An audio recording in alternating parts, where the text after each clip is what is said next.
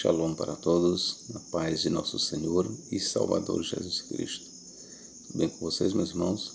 Sejam todos muito bem-vindos a este canal, ok? Eu começo com esta pergunta: por que devemos estudar a língua hebraica? Bom, primeiro porque o Antigo Testamento ele foi escrito na língua hebraica, com algumas porções em aramaico. Eis a razão por que devemos estudar o hebraico. Ora, o hebraico é a língua dos judeus.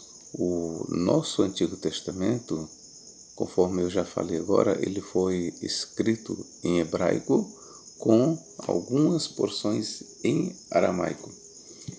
Então, principalmente para os teólogos, é necessário que eles conheçam o hebraico. É necessário que eles leiam a Bíblia em hebraico. Eu defendo sempre esta tese que um teólogo, uma pessoa que é formada em teologia, e ele não sabe ler a Bíblia nos originais, no hebraico, e aqui eu acrescento, e no grego, ele tem uma teologia deficiente. E para que o teólogo, aqui a minha palavra é para os teólogos, principalmente, depois para todos aqueles que querem se aprofundar no estudo da palavra de Deus. Então, para o teólogo, é imprescindível que ele conheça as línguas originais em que a Bíblia Sagrada foi escrita. Bom, neste vídeo aqui nós vamos então falar sobre a importância de se conhecer o hebraico. Primeiro, existem algumas palavras que é necessário que se recorra aos originais. Eu não estou dizendo que nas nossas Bíblias de tradução brasileira, Almeida e outras não são confiáveis. Não, não é isso. Mas existem algumas circunstâncias que tem que se recorrer ao original, ao hebraico, ok?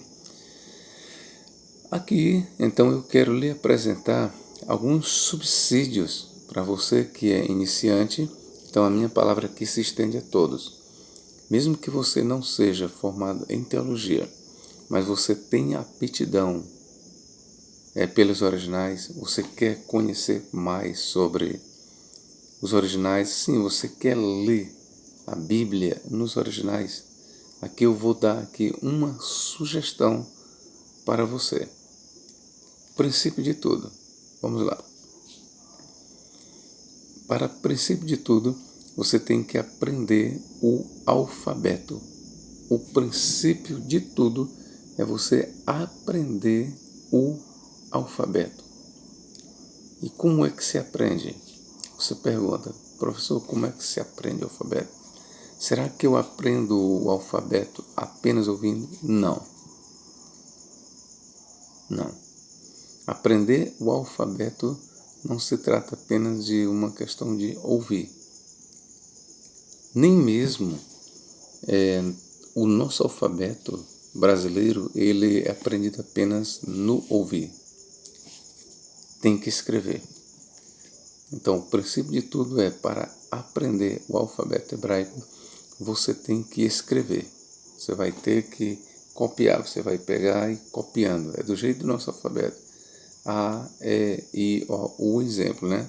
Então, você vai pegar as 22 letras do alfabeto hebraico, que são estas: Aleph, Beit, Gimel, Dalet, He, Vav, Zain, He, Tet, Yud, Kaf, Lamed, Mem, Nun, Samet, Pe, Ai, Sed, Kof, Rei, Shin, Tav. Você vai escrever as 22 letras do alfabeto hebraico. Professor, quantas vezes eu preciso escrever? Você vai escrever 50 vezes, copiar 50 vezes. São letras desenhadas. Você vai desenhar estas letras 50 vezes. Professor, e se eu não aprender em 50 vezes? Você vai repetir outras 50 vezes. Professor, e se eu não aprender em 50 vezes? Você vai repetir outras 50, vai escrever 150. Você vai copiar o alfabeto hebraico quantas vezes você precisar para massificar, até o ponto de você memorizar totalmente as 22 letras do alfabeto hebraico e chegar a escrever sem olhar. Quando você memorizar as 22 letras do alfabeto hebraico e chegar ao ponto de escrever cada uma sem precisar de olhar, você aprendeu o alfabeto. Quando você chegar a isso bem aqui, ó, Aleph, Beit, Gimel, Dalet, He, Vav, Zain, Het, Tet, Yud, Kaf, Lamed, Mem, Nun, Samet, Pei, Ai, Tzad, Kof, Rei, Shin, Tav. Quando você recitar as 22 letras do alfabeto hebraico, você realmente aprendeu. Este é o primeiro passo. O primeiro passo é você recitar sem olhar as 22 letras do alfabeto hebraico e escrevê-las sem olhar. Este é o primeiro passo. Não tem como você aprender o alfabeto hebraico sem antes conhecer as 22 letras do alfabeto hebraico. Ok, meu irmão? Segundo passo. Você tem que saber que no alfabeto hebraico nós não temos as 5 vogais A, E, I, O, U, conforme nós temos no português e em outros idiomas. Nós não temos. Professor, e então como é que se pronuncia? Aí é que está. As vogais A, E, I, O, U, elas não existem escritas no alfabeto hebraico. Elas não existem escritas. Porém, o que acontece? Mas o som, a vocalização, o som de A, E, I, O, U, eles existem no alfabeto hebraico. Embora as letras não existam, mas os sons existem. Para um judeu nato, ele não necessita do que eu vou dizer aqui para vocês, dos sinais massoréticos. O que são os sinais massoréticos? São pequenos sinais que são colocados ou em cima das letras, ou no meio, ou embaixo. São 5, ou melhor, são mais de 5 os sinais massoréticos. Pois bem, estes sinais massoréticos, como eu não tenho uma visualização aqui para você, mas eu estou fazendo um vídeo para que você tenha noção, eles foram criados pelos massoretas, pelos judeus, pelos mestres, para facilitar, até mesmo para muitos judeus da diáspora, que não conheciam o idioma hebraico, vamos dizer, os judeus da diáspora, eles estavam desfamiliarizados, então foi criado pelos massoretas esses sinais, não só para judeus, mas todos para todos quantos se interessam em aprender o hebraico. Criado os sinais massoréticos, para que quando se leia uma palavra, tipo esta aqui que eu vou citar aqui, Elohim ou Elohim. Ora, você vai ver um Aleph, um Lamed, certo? Você vai ver um Vav. Você vai ver o que? Um Re. Você vai ver o que? Um Yud. E você vai ver um Mem. Só isso. Mas para aqueles que não são natos no judaísmo, eles não vão saber pronunciar. E como é que eles vão saber pronunciar? Vai ter que estas letras terem os sinais massoréticos. São os sinais massoréticos, por exemplo, você vai ver Elohim. Então vai ter o sinal massorético embaixo do Aleph, que vai dar o som de E. E aí o Aleph, com um certo sinal maçorético, vai dizer para você que o som vai ser de E. Então daí nós temos a pronúncia da vogal E. Então na palavra Elohim, nós temos 3 vogais pronunciadas. E, Lo, ou a outra O, e Rim, I. Então nós temos 3 vogais. E, O, I, na palavra Elohim. Então vejam que as vogais A, E, I, O, U, elas são pronunciadas, embora não sejam escritas, mas elas são pronunciáveis no alfabeto hebraico. Sim, elas são escritas em que sentido? Nos sinais. Já falei, os sinais maçoréticos foram criados para apresentar para nós os sons vocálicos, os sons das vogais A, E, I, O, U. Então este é o segundo passo que você precisa entender na língua hebraica. Ok, meu irmão? E o restante, você vai conhecer toda a gramática hebraica nos estudos, tá bom? Então, eu já mostrei aqui, estou mostrando a necessidade de se conhecer o hebraico. Volto a dizer, para o teólogo e estendendo para todos aqueles que querem realmente entender a Bíblia Sagrada, é imprescindível o conhecimento do hebraico. Eu quero aqui lhe mostrar algumas obras que vão te ajudar nisso aí e que é necessário. Por exemplo, quero começar aqui com este aqui. Eu tenho aqui em mãos o Dicionário Internacional de Teologia do Antigo Testamento. Olha aqui, ó. Vou mostrar aqui para você. Dicionário Internacional de Teologia do Antigo Testamento. Esta é uma grande ferramenta, tá bom? É um dicionário muito bom. Ele é muito volumoso. Ele é um verdadeiro calamaço, não é isso? É muito volumoso. Outra obra importante que eu citarei para você é o Taná completo. Ó. Taná completo. O que é o Taná? É nada mais do que o que nós chamamos de Antigo Testamento. Torá, Nevim, Ketuvim, lei, profetas e escritos. Então nós temos aqui o Taná. Você pode ver aqui ó, escrito em hebraico e depois a tradução ou a versão em português. É muito importante esta obra. Para quem realmente quer aprender o hebraico, tem que ter uma obra dessa. Aqui nós temos comentários exegéticos. Ele não é tão necessário, mas é bom para quem já tem uma noção de hebraico, tá bom? Mesmo não tendo e quer se aprofundar nos costumes, na interpretação da Torá, eu tenho que a Torá Rashi, tá bom?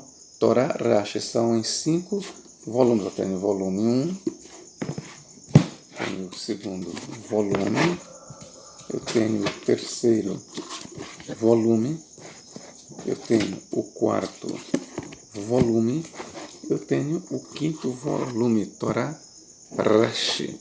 Tá bom, meus irmãos? Esta é uma ótima ferramenta para você que quer, de fato, entender a Torá a partir dos seus originais. Rashi, então, ele vai trabalhar versículo por versículo a Torá, composto de Gênesis, Êxodo, Levítico, Números e Deuteronômio. Eu tenho aqui também o Antigo Testamento poliglota, hebraico, grego e português e inglês. Tá bom? O Antigo Testamento, ou seja, Torá, Nevim, Ketuvim. O Taná dividido em 3 partes. Lei, profetas e salmos. Este aqui, ó, vou apresentar aqui.